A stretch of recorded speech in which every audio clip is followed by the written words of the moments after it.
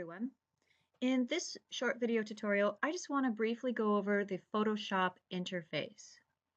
So Photoshop comes in all shapes and sizes, meaning you may have a slightly different version. Maybe you're working from something older. It's possible that during the duration of this course, there's an update to Photoshop. You update, so things look a little bit different.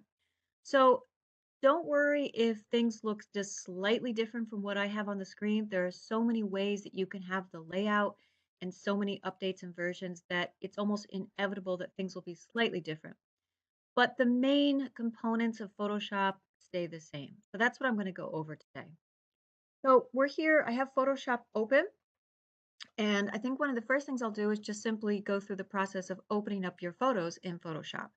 So for your first assignment, I've asked you to take some photos. This could be with a camera or with your cell phone.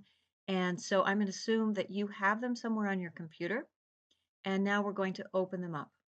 So I'm going to go to File, Open. And maybe if you took them with your phone, then you're going to download them to your drive. Maybe if you took them with a camera that has an SD card, you've transferred them from the SD card over onto your computer. What I would recommend doing is creating a folder in your documents on your computer called graphic design, and then another folder, point line images, and then copy and paste or save, download your images that you shot for this assignment into that folder. And so now that's where I am. I'm in my graphic design folder and my point line images folder. And here are the images that I took for the assignment. I'm going to click on the first one and scroll down, hold the shift key, and I'm going to click on the last one. That selected all of them. And now go over to open. And that's going to open all of them in Photoshop. And notice they're opening up here as tabs. And I can just click through on the tabs on the top, and I can see my different examples that I shot for a point and line. All right, so that's just opening them up, and I wanted to point out that they open up in tabs.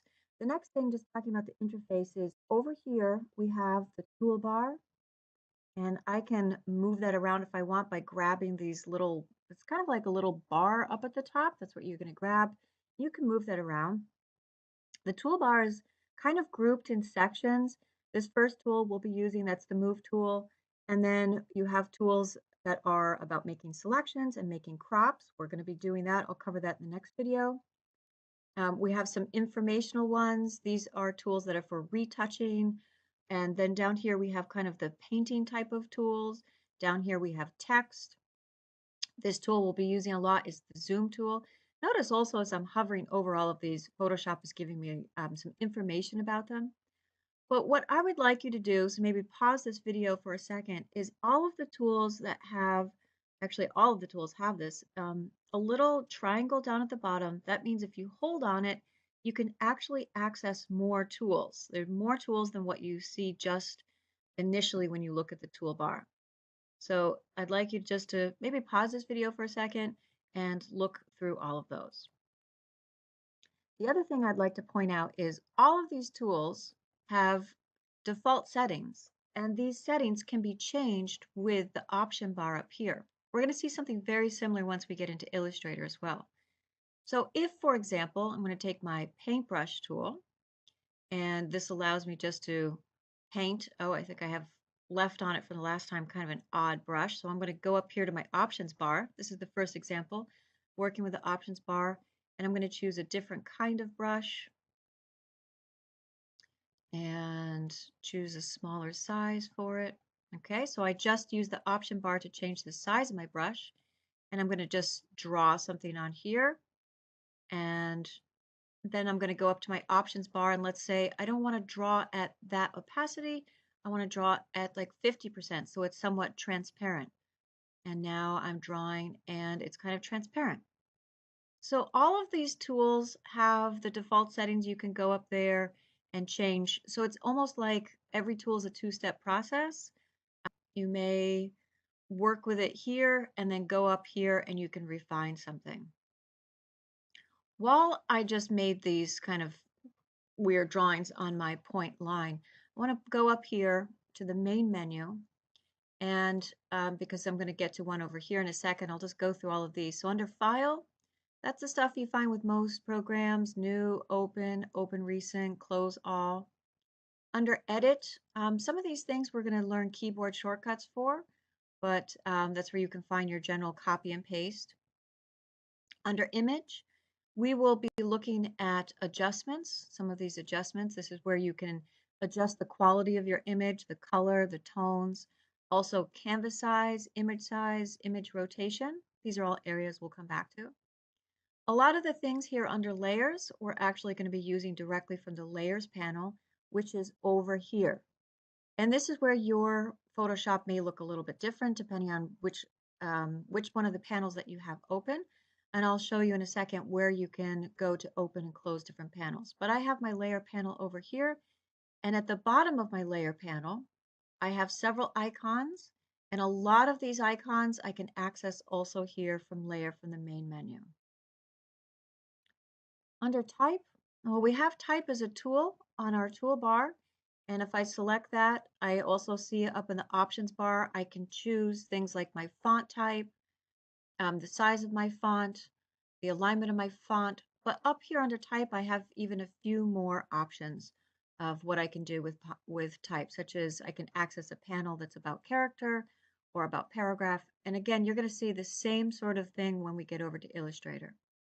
Select, well, Photoshop is a lot about selecting, isolating so you can control things. This is similar to what we're going to find with our selection tools over here. So we may or may not go into this area because a lot of this stuff we can get done with our selection tools. Filters, I don't think we're going to be entering into filters in this class. That's more if you're in a digital imaging class. 3D we'll be skipping as well. And under view, some of these things we can access through the toolbar, but this kind of controls how we see our rulers, for example. And if we want to be able to see some guides, things that can help us with aligning different elements on our page, we're going to get to those things under view. Window, this is where we can control what panels we see here. So for example, one of the panels that we often use is the history panel. It's not open, and I know that because there's no check mark here. All of the panels that have a check mark mean they're currently open. See, my layers panel's open. My color panel is open. Let's say I wanted to open my character panel, so this is how I can access it. I'm going to go back up here. So the one that I really suggest having open a lot is the history panel. You're probably familiar with Control Z to undo your last mistake. In a lot of programs, you can do Control Z for a million times and it's going to undo things. In Photoshop, you can do Control Z only one time to undo your last step. Beyond that, you go to your history panel and that's where it's recording all of your steps up to the last 25 steps. So I'm just going to make a couple of other edits here. I'm going to crop my image. I'm going to go back and I'm going to paint again. Actually, I'm going to change my color. So if I want to change the color that I'm painting with, I go down to the bottom where I have my color pickers. I double click this. I'm going to pick one of these hues here, and then I can pick a range from the blues, for example. Once I like the color, this is the color I've isolated, I can click OK. And so that just gave me a different color. I'm going to go up here, change my opacity. As I'm doing these things, what I'd like you to notice is how the history panel is recording all of my steps. So I did all these things, and every one of my brush steps, it's recording that.